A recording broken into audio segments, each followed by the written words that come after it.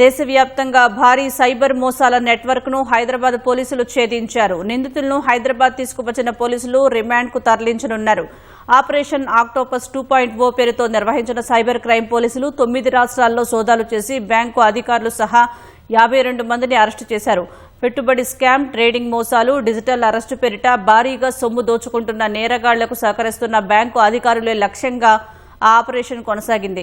నిందితుల్లో 32 మంది బ్యాంక్ అధికారులు, 15 మంది మ్యూల్ ఖాతాదారులు, 5 మధ్యవర్తులు ఉన్నట్లు డీసీపీ తెలిపారు.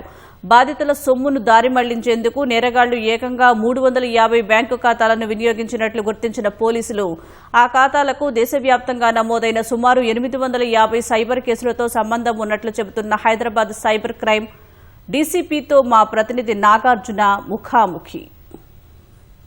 హైదరాబాద్ సైబర్ క్రైమ్ పోలీసులు సైబర్ నేరగాళ్ల భరతం పట్టేందుకు కీలకమైనటువంటి ఆపరేషన్ ఆక్టోపస్ ని తీసుకొచ్చారు. అందులో మొదటి విడతలో సుమారు 117 మందిని అరెస్ట్ చేశారు. రెండో విడతలో భాగంగా మ్యూల్ అకౌంట్స్ ఓపెన్ చేసేందుకు బ్యాంక్ అధికారులు సహకరిస్తున్నారు. వాళ్ళ లక్ష్యంగా దాదాపు 9 రాష్ట్రాల్లో దాడులు చేసి ఇందులో ఇంక్లూడింగ్ బ్యాంక్ అధికారులతో సహా మొత్తం 52 మందిని అరెస్ట్ చేశారు. సో ఈ కేసుకు సంబంధించిన వివరాలు ఏంటి, ఈ ఆపరేషన్ ఎలా కొనసాగింది, ఈ విషయాలు మనతో మాట్లాడడానికి Hyderabad cyber crime DCP Aravind Babu గారు. ఆక్టోపస్ ఏ విధంగా కొనసాగింది? 2.0 ఫిబ్రవరిలో ఆపరేషన్ ఆక్టోపస్ 1 ఒకటి చేపట్టాము. Investment frauds, trading frauds, digital arrest frauds కేసెస్లో ఎక్కువగా ఫ్రాడ్ అమౌంట్స్ ట్రాన్సాక్షన్ అయినా ఐడెంటిఫై చేశాము అకౌంట్స్ని. ఆ అకౌంట్స్ను ఎక్కడ ఉన్నాయి, వాటి లొకేషను, తర్వాత వాటి కేవైసీలు ఏంటి, వాటి యొక్క అకౌంట్ హోల్డర్ ఎవరు, ఇవన్నీ కూడా ఫస్ట్ ఫేజ్లో ఐడెంటిఫై చేసి 32 టీమ్స్ని 16 స్టేట్స్కి పంపించి ఆల్మోస్ట్ 117 మ్యూల్ అకౌంట్ హోల్డర్స్ని అప్పుడు అప్రెన్షన్ చేయటం జరిగింది. దాని కంటిన్యూషన్లో భాగంగా అప్పుడు చేసిన ఆపరేషన్లో కొన్ని అబ్జర్వేషన్స్ మేము హైలైట్ చేసుకొని దాంట్లో కొంతవరకు కొన్ని దగ్గర బ్యాంక్ ఎంప్లాయీస్ యొక్క ప్రమేయం కూడా ఉంది ఈ మ్యూల్ అకౌంట్స్ ఓపెనింగ్లో.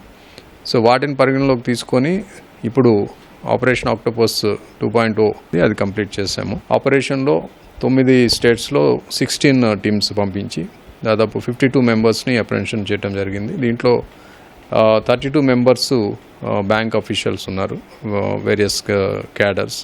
దాంట్లో కేవైసీ వెరిఫైయర్స్ ఉన్నారు, బ్యాంక్ మేనేజర్స్ ఉన్నారు, తర్వాత ఫీల్డ్ ఆఫీసర్స్, రిలేషన్షిప్ మేనేజర్స్, ఇట్లా డిఫరెంట్ కేటగిరీస్ ఉన్నారు. అవి కాకుండా ఒక 15 mule account holders and 5 account సప్లయర్స్ని కూడా అప్రెండ్ చేయడం జరిగింది. ముఖ్యంగా ఈ మీరు పట్టుకున్నటువంటి నిన్న మ్యూల్ అకౌంట్స్కి సంబంధించి మొత్తం ఎన్ని ట్రాన్సాక్షన్స్ అందులో జరిగినాయి, సో దేశవ్యాప్తంగా ఎన్ని లింక్స్ ఉన్నాయి? అది ఇప్పుడు 350 వరకు ఉన్నాయి కేసెస్. వాటి మీద మేము అప్పుడు ఐడెంటిఫై చేసిన వాటి మీద ఇప్పుడు లేటెస్ట్గా మేము ఏమైతే షార్ట్ లిస్ట్ చేసామో దాంట్లో సుమారు మనకున్న ప్రాథమిక అంచనా ప్రకారము 140 to 150 crores fraud amount transaction అయినట్లు ఇన్ఫర్మేషన్ ఉంది. ఇందులో ఏ బ్యాంకులు ప్రధానంగా బ్యాంకు సంబంధించిన వాళ్ళని ఇన్వాల్వ్ అయి ఉన్నారు? బ్యాంక్స్లో మెయిన్గా Karnataka bank, IDFC first bank, bank of Baroda, Karur Vysya bank, ఒక 10 బ్యాంక్స్ని ఐడెంటిఫై చేసాము. వాటిలో ఫ్రాడ్స్కి సహకరిస్తున్నారు. ఈ మ్యూల్ అకౌంట్ ఓపెనింగ్కి కొంచెం నెగ్లిజెంట్గా వ్యవహరించి ఓపెన్ అయ్యేలా విధంగా చేసిన బ్యాంక్ మేనేజర్స్ కానివ్వండి, కొంత కుమ్మక్కైన వాళ్ళు కానివ్వండి, వాళ్ళందరినీ ఐడెంటిఫై చేసి వాళ్ళని అప్రెండ్ చేయడం జరిగింది. ఇంకా ఇది కంటిన్యూ అవుతుంది because Hyderabad city police is committed to eradicate this crime. Zero tolerance to cyber crime. First phase, second ఫేజ్లో ఉన్న అబ్జర్వేషన్స్, ఎక్స్పీరియన్సెస్ని అన్నిటిని మేము అనలైజ్ చేసుకొని ఇంకా ఏం చేయవచ్చు, నెక్స్ట్ లెవెల్లో ఎట్లా వెళ్ళొచ్చు, ఇంకా ఏమైనా ఎంఓస్ని టేకప్ చేయాలా, తర్వాత ఇంకా ఏమైనా నెట్వర్క్స్ని ఐడెంటిఫై చేసి వాటిని డిస్మాంటిల్ చేయాలనేది మళ్ళీ మేము ఒకసారి రివ్యూ చేసుకొని మళ్ళీ కంటిన్యూ చేస్తాం. మ్యూల్ అకౌంట్స్ ఓన్లీ ఇండియాలోనే వాడుతున్నారు సార్, బయట దేశాల నుంచి ఆపరేట్ చేస్తున్నారా? సో ఇందులో ట్రాన్సాక్షన్స్ ఎట్లా జరుగుతున్నాయి? బాధితుల సొమ్ము చాలా వరకు ఆన్లైన్ ఆపరేషన్స్ ఉంటాయి కాబట్టి బయట నుండి కూడా జరుగుతున్నాయి. ఇప్పటి వరకు మనకి కమిషనరేట్ పరిధిలో అంటే 2 హైదరాబాద్ కమిషనరేట్ పరిధిలో మొత్తం ఎన్ని మ్యూల్ ఖాతాలు ఇప్పటి వరకు హోల్డ్ చేసి ఉండొచ్చు? ఎవ్రీ కేసులో దాదాపు mule accounts 2 to 3 mule account minimum ఉంటాయి. మ్యాక్సిమం కొన్నిట్లో 5-6 కూడా ఉన్నాయి.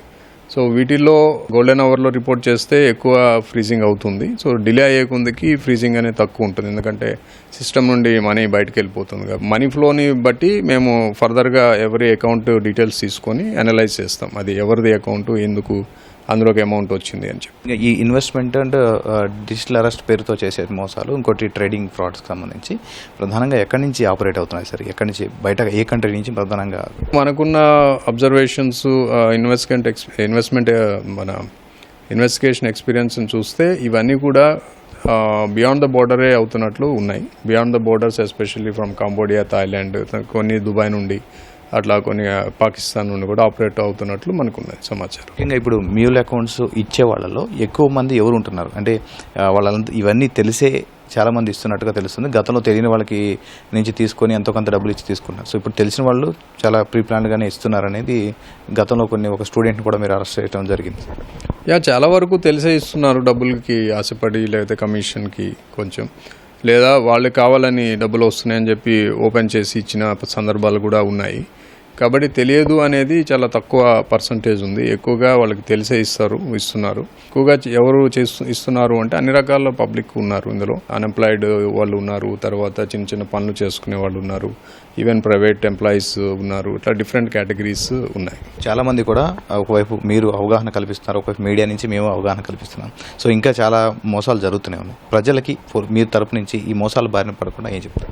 డిజిటల్లో యుగంలో ఉన్నాము. ఆన్లైన్ యాక్టివిటీ కంపల్సరీ చేయాల్సిందే. అలాంటప్పుడు జాగ్రత్త వహించాలి. ఏదైనా ఆన్లైన్ యాక్టివిటీ చేసేటప్పుడు 1-2 సార్లు ఆలోచించి ఇది కరెక్టా కాదా, నిజమా లేదా, దీంట్లో ఏమైనా మోసం ఉందా అనేది ఒకటి చేయాలంటే think before you act. Free అనేది ఎక్కడైనా మీకు కనిపించి అది లూరింగ్గా అనిపిస్తే కొంచెం జాగ్రత్తగా ఉండాలి దాంతో.